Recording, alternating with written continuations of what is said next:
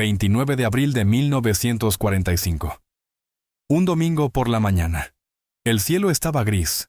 El aire era frío. Los soldados de la 45ª División de Infantería del Ejército de los Estados Unidos, los Thunderbirds, avanzaban hacia un gran complejo cerca de Múnich. Creían que estaban atacando un depósito de suministros o quizá una fábrica. No tenían ni idea de que estaban caminando hacia la pesadilla del siglo. Llegaron a una vía de ferrocarril fuera del complejo. Allí había un tren detenido. 39 vagones de ganado silenciosos, inmóviles. Los soldados se acercaron al tren.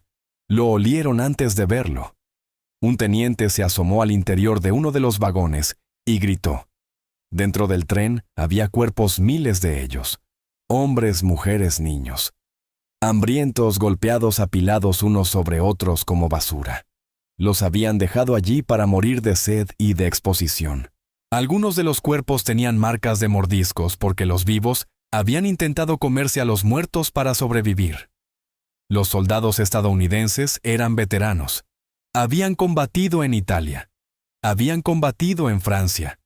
Habían visto a amigos volar en pedazos. Pero nunca habían visto algo así. Un soldado, un duro joven de 19 años de Oklahoma, se sentó en la nieve y empezó a llorar de forma incontrolable. Otro soldado vomitó. Pero para la mayoría de ellos la tristeza se transformó rápidamente en otra cosa. Rabia. Una rabia fría, temblorosa, asesina. Miraron las torres de vigilancia de las SS a lo lejos. Apretaron con fuerza sus fusiles. Y en ese momento las reglas de la guerra se evaporaron. La Convención de Ginebra ya no importaba. Lo único que importaba era la venganza. Esta es la historia real de las represalias tras la liberación de Dachau. El día en que los soldados estadounidenses se quebraron. El día en que alinearon a los guardias de las SS contra un muro. Y el día en que el general Patton decidió que a veces el asesinato es justicia. Los hombres de la 45ª División de Infantería no eran asesinos. Eran chicos de granja, obreros de fábrica, estudiantes. Eran los liberadores. Antes del 29 de abril tenían reputación de ser profesionales. Tomaban prisioneros. Trataban a los heridos. Pero Dachau los cambió en un instante. El teniente coronel Felix Sparks era el comandante en el terreno. Intentó mantener el control. Gritó órdenes: sigan avanzando. No miren el tren. Pero era imposible no mirar. Había 2.300 cuerpos en ese tren. Los soldados pasaron junto a ellos. Vieron los ojos de los muertos mirándolos fijamente. Vieron los esqueletos. El soldado raso, John Lee, dijo más tarde: estábamos furiosos. Estábamos tan furiosos que queríamos matar a todos los alemanes del mundo. Llegaron a la puerta principal del campo. Los guardias de las SS aún estaban allí. El comandante Martin Weiss había huido, pero dejó atrás a un joven teniente llamado Heinrich Wicker y a unos 500 hombres de las SS. Wicker sabía que la guerra había terminado. Quería rendirse. Se puso su mejor uniforme. Lustró sus botas. Salió con una bandera blanca. Esperaba ser tratado como un oficial. Esperaba un saludo. Esperaba respeto.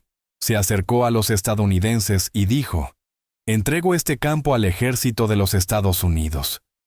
Un oficial estadounidense miró al nazi limpio y bien alimentado. Luego miró el montón de cadáveres famélicos detrás de él. Le escupió en la cara. La rendición no salió como estaba planeada. Los estadounidenses entraron en el campo. El caos estalló. Los prisioneros vieron a los estadounidenses. 30.000 esqueletos corrieron hacia las vallas. Gritaban de alegría. Lloraban. ¡Americanos! ¡Americanos! Pero mientras los prisioneros celebraban, los soldados estaban cazando.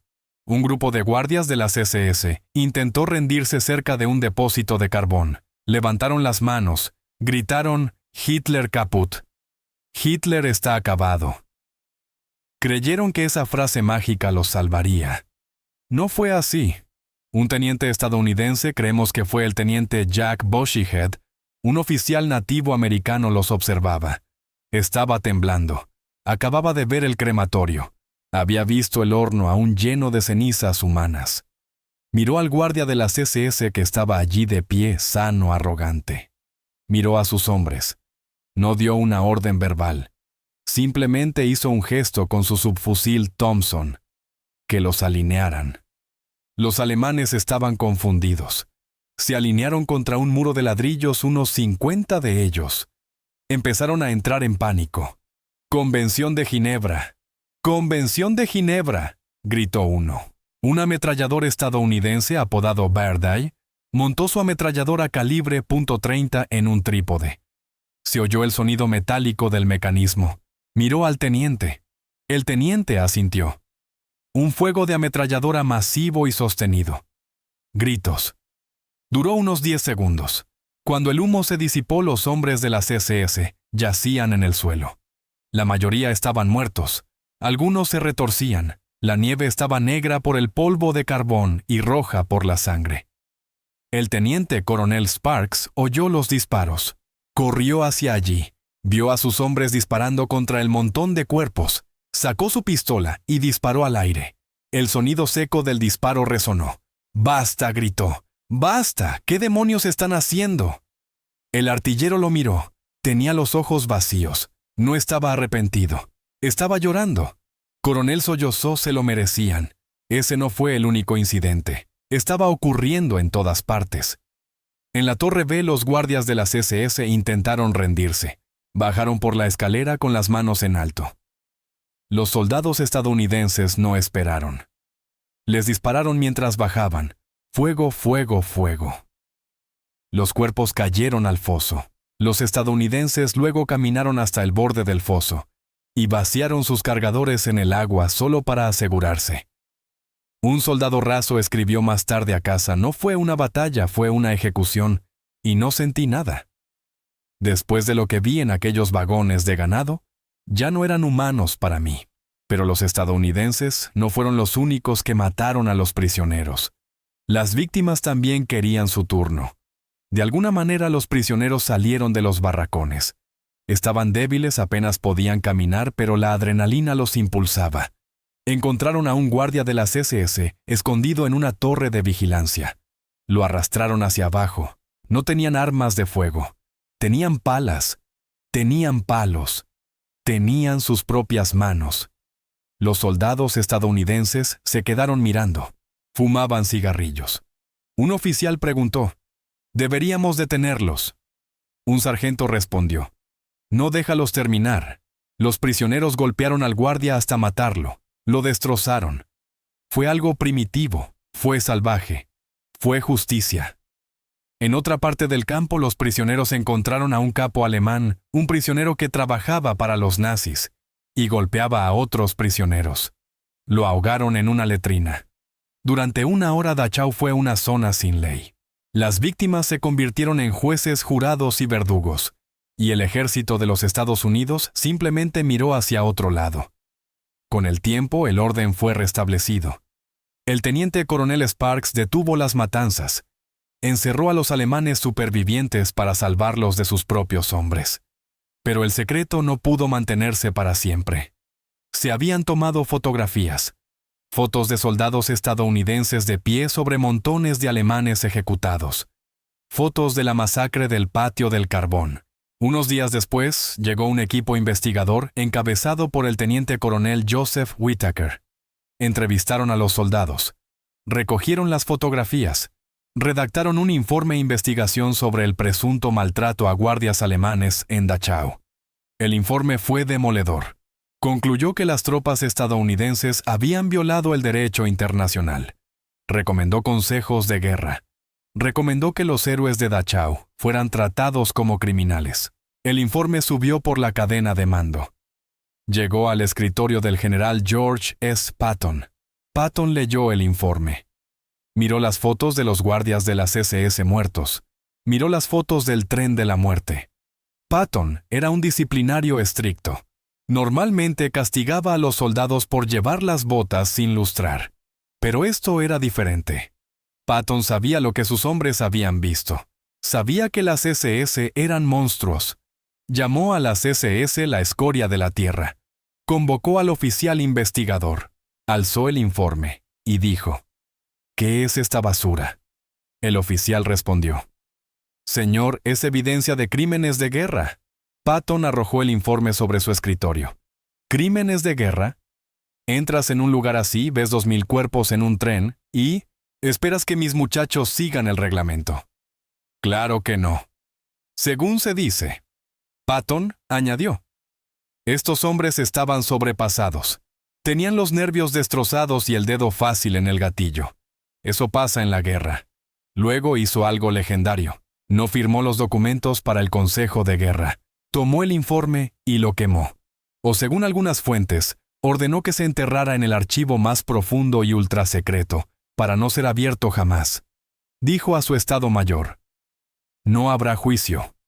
Las SS recibieron lo que merecían. Caso cerrado. Eisenhower, el comandante supremo, estuvo de acuerdo. Vio las fotos del tren de la muerte. Comprendió que llevar ante un tribunal a héroes estadounidenses por matar a monstruos nazis destruiría la moral. Así que la orden descendió a anular la investigación. Los cargos fueron retirados. El teniente Jack Bushyhead, quien ordenó el tiroteo, regresó a su hogar en Oklahoma. Nunca habló de ello. Murió en 1977 un héroe silencioso con un oscuro secreto. Las represalias de Dachau siguen siendo hoy un tema controvertido. Los neonazis las usan para decir: miren, los estadounidenses también fueron malos, pero los historiadores lo ven de otra manera.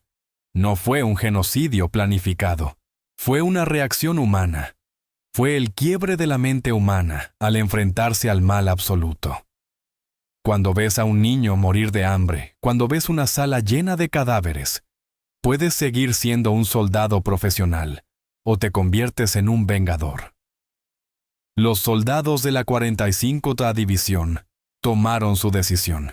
Eligieron la venganza y el general Patton eligió protegerlos. Hoy en Dachau hay un memorial. Honra a las 30.000 víctimas del campo, pero no hay ningún memorial para los 50 guardias de las SS que murieron contra el muro. Sus cuerpos fueron enterrados en tumbas sin nombre olvidados. La historia los ha juzgado. Fueron los arquitectos del infierno.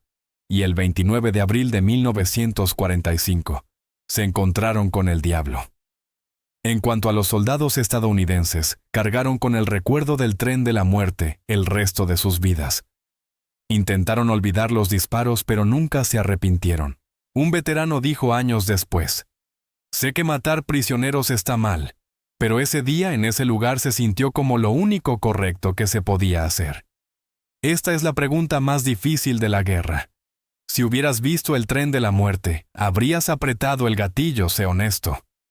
Déjamelo saber en los comentarios. Y si quieres ver la historia del ejército fantasma que engañó a Hitler, haz clic en el video que aparece en pantalla. Gracias por ver.